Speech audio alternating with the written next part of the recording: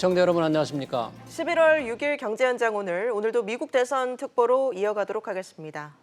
네, 미국 대통령 선거의 개표 작업이 사흘째 계속되고 있습니다. 시간이 지날수록 조 바이든 민주당 후보의 당선이 유력해지는 분위기인데요. 도널드 트럼프 대통령은 선거 결과에 불복할 것을 시사했습니다. 네, 미국의 혼란은 당분간 계속될 전망입니다. 바이든 시대를 앞두고 한반도가 준비해야 할 대응 전략들 짚어보도록 하겠습니다. 시청자 여러분의 의견이나 궁금증들 유튜브 실시간 댓글을 통해서 많이 참여해 주시고요. 오늘 두 분과 함께 하겠습니다.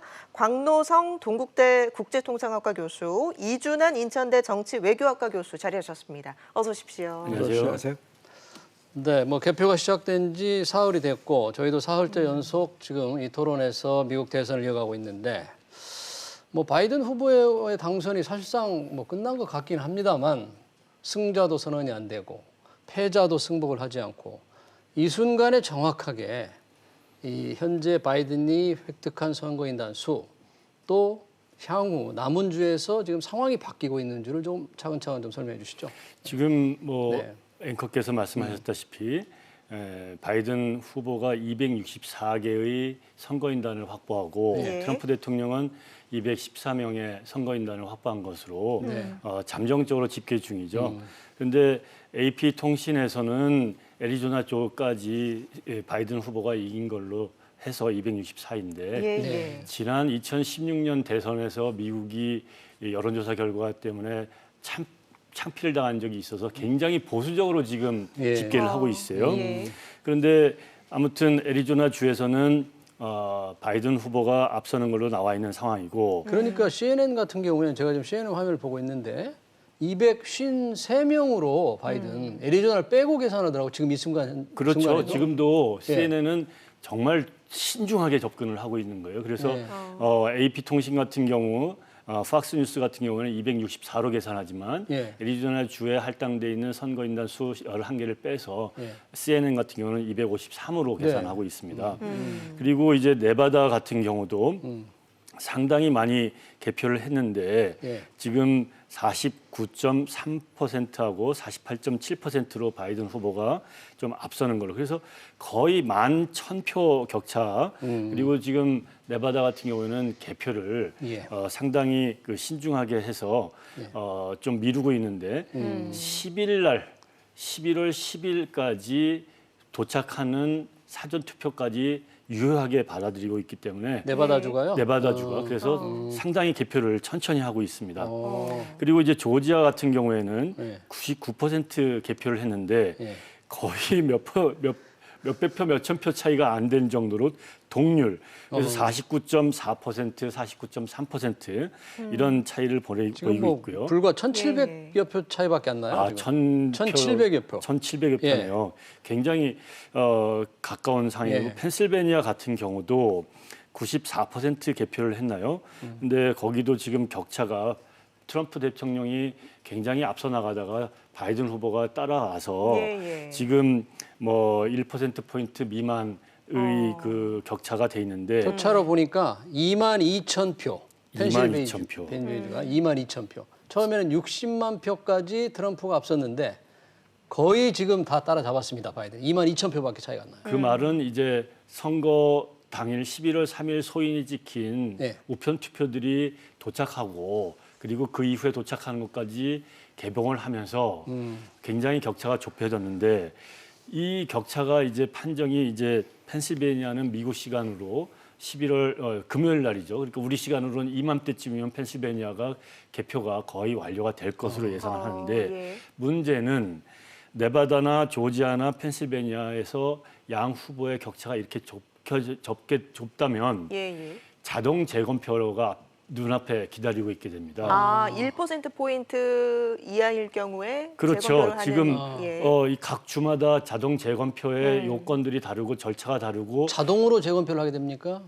그렇죠. 자동으로 지금 조지아 같은 경우나 펜실베니아 같은 경우는 0.5% 미만이면 자동으로 재검표를 할 수 있게 하고 요청하는 사람이 누가 먼저 요청하느냐에 따라서 너가 돈 지불해. 이렇게끔 돼 있어요.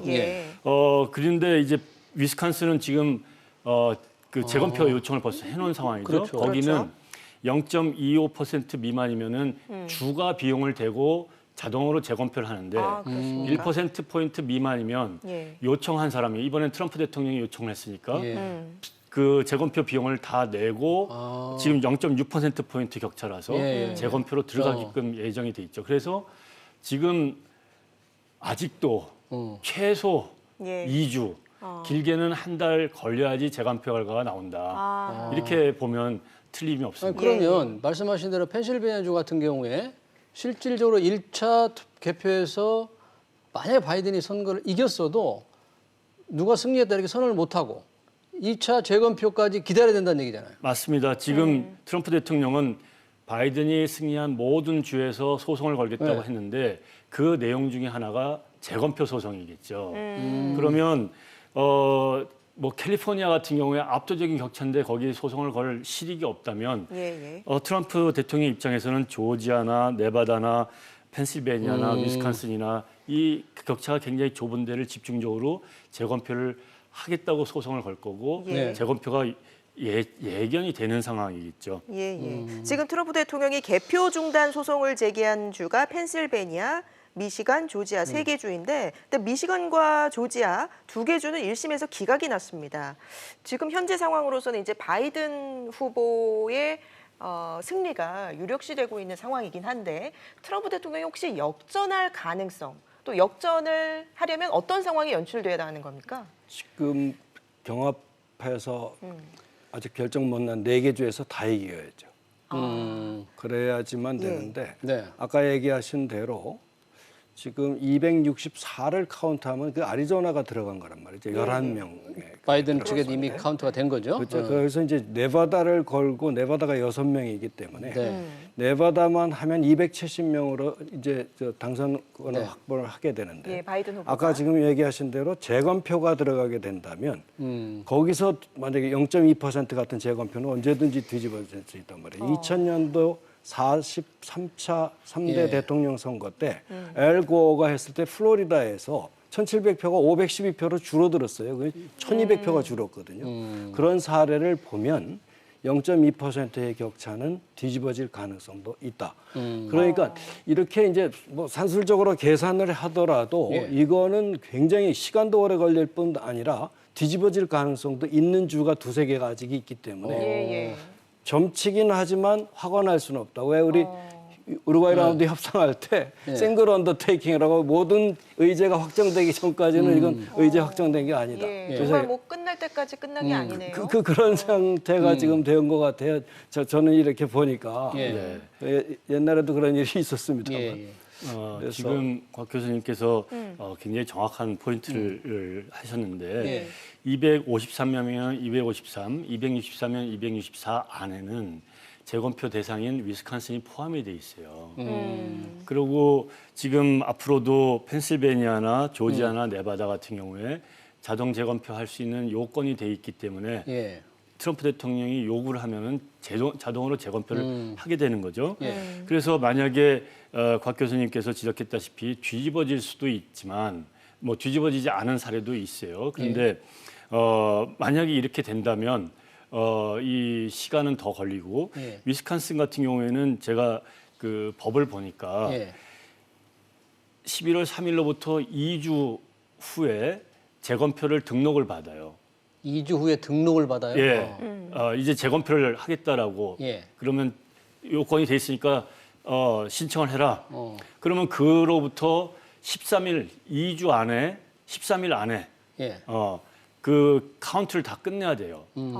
법에 따르면. 예, 예. 그러면 11월 3일로부터 한 달이 되는 거죠. 4주. 12월 3일 그러면 한 그러면 달이 되고요. 그래서 지금 위스콘신 같은 경우에는 재검표를 하겠다라고 하면 트럼프 대통령 측이 이미 공언을 했기 때문에 네. 위스콘신 주의 선거는 확정이 이 지금 253, 264에서도 흔들릴 수가 있는 거죠. 그리고 뭐 다행히 위스콘신 같은 경우에는 이런 규정이 있지만 조지아주 같은 경우에는 언제 재검표를 실시할 수 있고 요청을 누가 하고 예. 요청을 했을 때 언제까지 결정을 카운트를 끝낸다라고 하는 규정도 없는 주가 있어서 또 네바다 같은 경우에는 몇 %가 되면 재검표하라라고 하는 규정 자체가 없고 예. 재검표는 누구나 요청을 하고 비용도 그 요청한 사람이 되고 예. 그거는 네바다에서는 또 재검표 기간이 상당히 짧게 돼 있어서 예.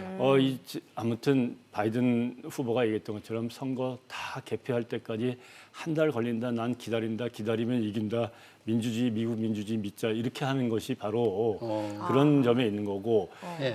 그 외에 조지아나 네바다에서 지금 조지아 같은 경우에 지금 소송에서 1심이 이제 기각된 거는 예. 개표 참관인들이 참관을 못하게끔 해 있으니 그거는 부정선거로 의심, 조지아도 그렇고 그런데 미시간하고 그렇죠? 예, 미시간도 그렇게 했을 때 그거는 선거가 진행되고 있는데 다 끝난 다음에 왜 불리하니까 그 소송을 제기하냐 이유 없다 기각 그리고 예. 조지아는 그렇게 조금 다른데 선거 개표 투표 사전 투표 마감일 시간에 지나간 것까지 몇 개가 들어갔대요. 예. 그런데 그러니까 투표 마감 이후에 도착한 우편 투표와 네. 그 전에 도착한 우편 투표를 섞어서 개표를 하니까. 섞었는데 그거를 공화당 측의 참관인이 보고 이의를 제기해서 소송까지 간 거죠. 예. 그런데 그거는 문제가 되겠죠. 그런데 숫자가 50여 개 정도밖에 안 됐다 이렇게 지금 알려져서 기각이 다 됐는데 예. 뭐 법정 소송은 이제 그 예. 펜실베니아 건이 지금 대법원에서 진행될 것으로 보입니다. 지금 교수님 말씀 들어보니까 이번 뭐 개표 결과가 뭐 한 달 정도 더 끌 수도 있을 것으로 보이는데 지금 대선 일정상으로 본다면 다음 달 8일까지 선거인단이 확정이 돼야 하고요. 또 다음 달 14일에 당선인이 확정이 돼야 하는 그런 일정이 남아 있는 거죠. 형식적인 네. 투표가 있죠. 예.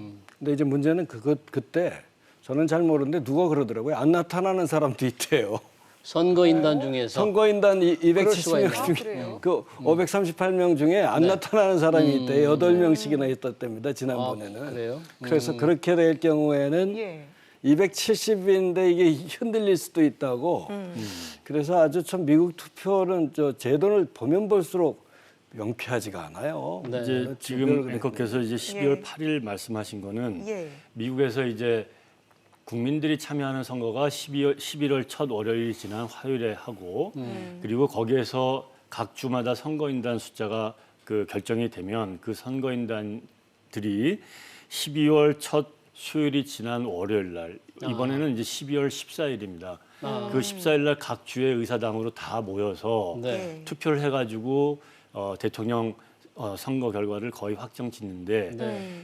미국의 선거인단법에 따르면 12월 둘째 수요일이 지난 월요일 날 선거인단이 투표하는 일로부터 6일 전까지 각 주의 모든 선거인단을 확정을 지어라 이렇게 돼 있어요. 아, 그게 12월 8일이군요. 이번에 계산하면 12월 8일이죠. 그래서 계산하면. 12월 8일까지 그 각 주의 선거인단을 다 법적인 절차를 밟던 또 그 재검표를 하던 네. 그러면 12월 초에는 다 결정이 되고 예. 지금 법적인 소송을 걸어도 예. 한 달 안에는 끝내야 돼요. 다 주 법정에서 주의 법 절차를 따라서 소송이 다 끝나고 주에서 소송이 끝난 걸 불복해가지고 대법원을 가는 것이 있다 한다면 대법원은 모든 케이스를 다 받아들여가지고 심사를 안 해요. 한국의 대법원은 1차 불복, 2차, 3차까지 다 가는 것이 한국의 사법 시스템인데 미국은 대법원이 모든 법 소송들을 다 심사를 안 하고 정말 중요한 거다. 이거는 결정을 해야 될 것이다. 이걸 안 받아들이면은 자동으로 기각이 되는 거고. 네. 그렇기 때문에 지금 법원에서 각 주로 소송을 건다고 트럼프 대통령이 하더라도 결국 대법원으로 가서 소송으로 가게끔 되는 것은 예. 몇 건이 없을 겁니다. 예. 지금 남아 있는 건은 제가 예측하건데 펜실베니아에서 지금 대법원의 그 심사를 앞두고 있는 어떻게 선거 당일이 지난 다음에 소인이 찍혔다 하더라도 그 다음 3일 후에 들어온 것도 개표를 유효하게 하느냐. 네. 이거는 인정할 수 없다라고 지금 소송이 걸려 있죠. 예. 이 건은 지금 대법원이 계속 심리를 할 겁니다. 할 가능성이 높다 이거죠. 그렇죠. 네. 그것을 그 외에는 각 주에서 다 소송을 끝나면 11월 안에 거의 다 종결이 될 거. 그럼 교수님은 지금 말씀하신 대로라면 미시간주와 지금 조지아주에서 네. 개표 중단 소송은 주 1심에서 기각이 됐는데 그런 거는 연방 대법원으로 가지 않을 것 같다. 가지 않죠. 1심에서 기각이 돼서 만약에 끝낸다. 그렇죠. 그것을 정말 이제 그 트럼프 캠프에서 나는 안 된다. 대법원을 간다 하더라도 대법원이 봤을 때 법리적으로나 증거를 따졌을 거나 이런 것들을 봤을 때 예.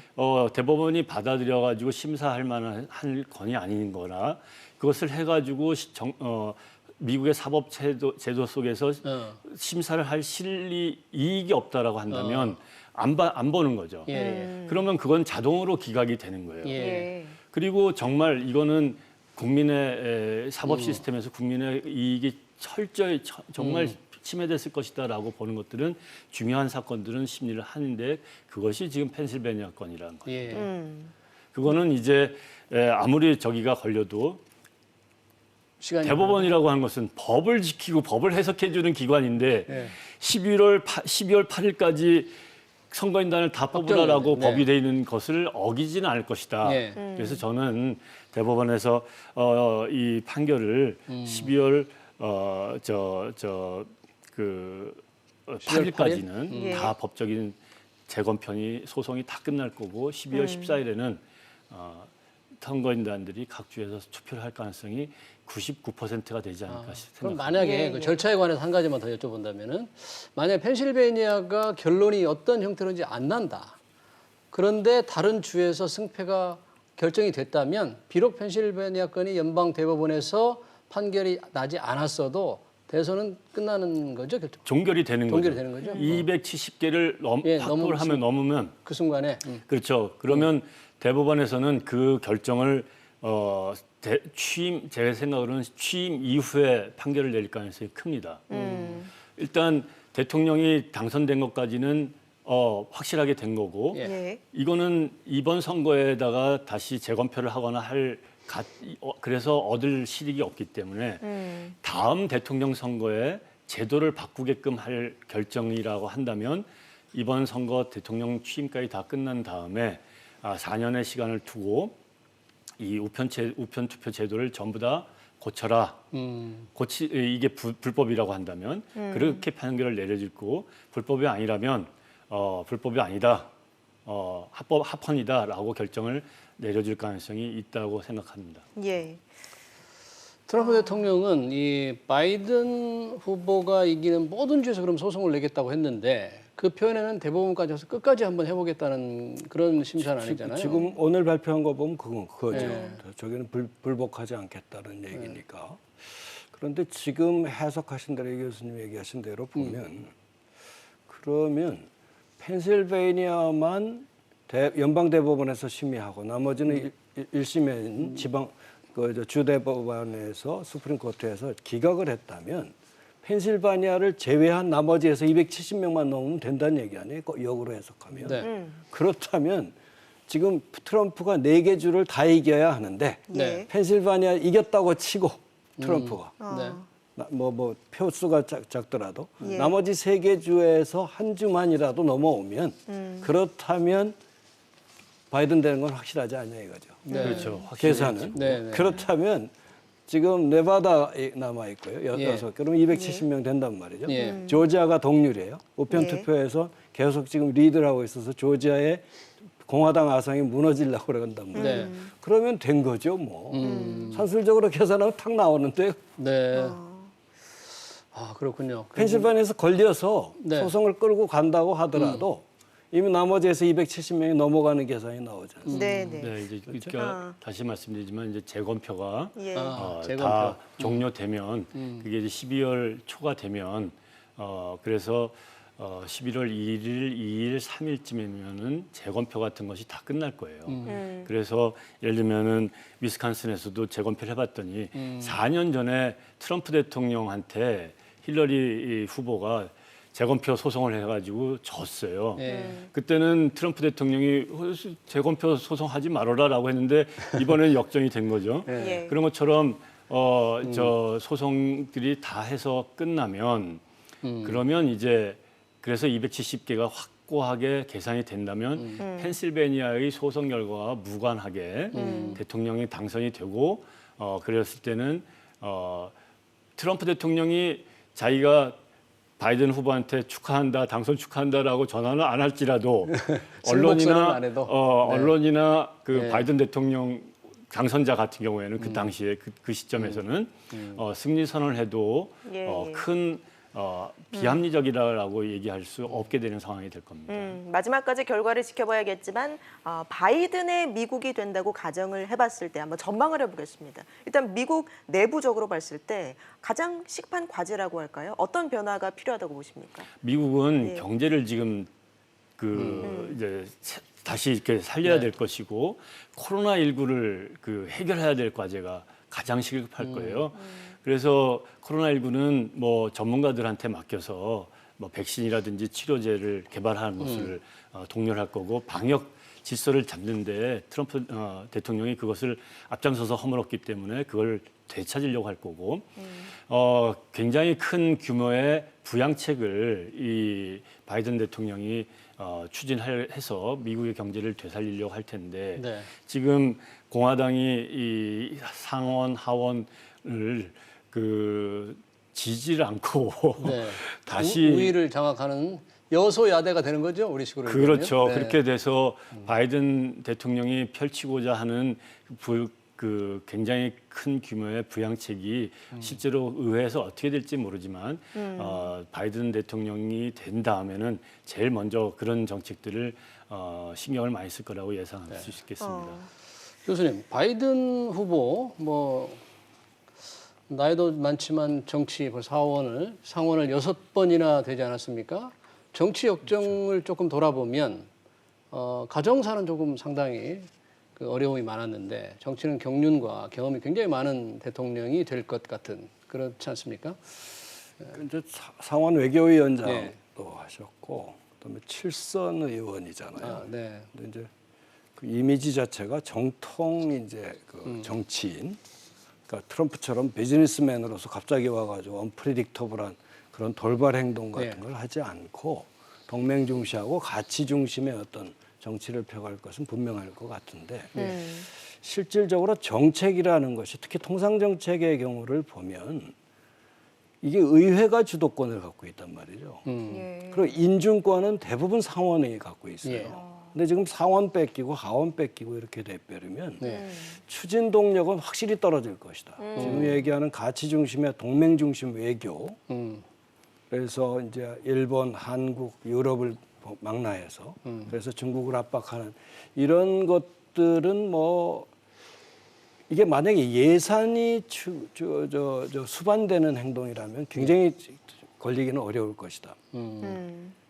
그러니까 이제 극단적인 방법으로 대통령 행정명령을 통해서 하겠죠. 예. 방법은 뭐 단기적으로 하는 게 그게 제일 빠르니까. 예. 그렇다면 트럼프 시대에서 바이든이 욕했던 안보와 통상을 동일시하는 뭐 무역합작법 232조라든지 예. 종합통상법 301조 같은 걸 이거를 본인은 쓰고 싶지 않아도 지금 상하원이 저렇게 돼서 아무것도 못하면 대통령 행정명령으로 그런 조치는 취할 가능성도 있다. 네. 그러니까 지금 판세가 이상하게 갑자기 돌아가고 예측하지 못한 판세가 돌아서 지금 실제로 정책에 있어서는 통상 정책은 소위 말해서 의회가 권한을 장악한 게 미국이거든요. 예. 그렇기 때문에 행정부로서의 역할 그것을 얼마나 발휘할 수 있는지 그건 상당히 의심이 됩니다.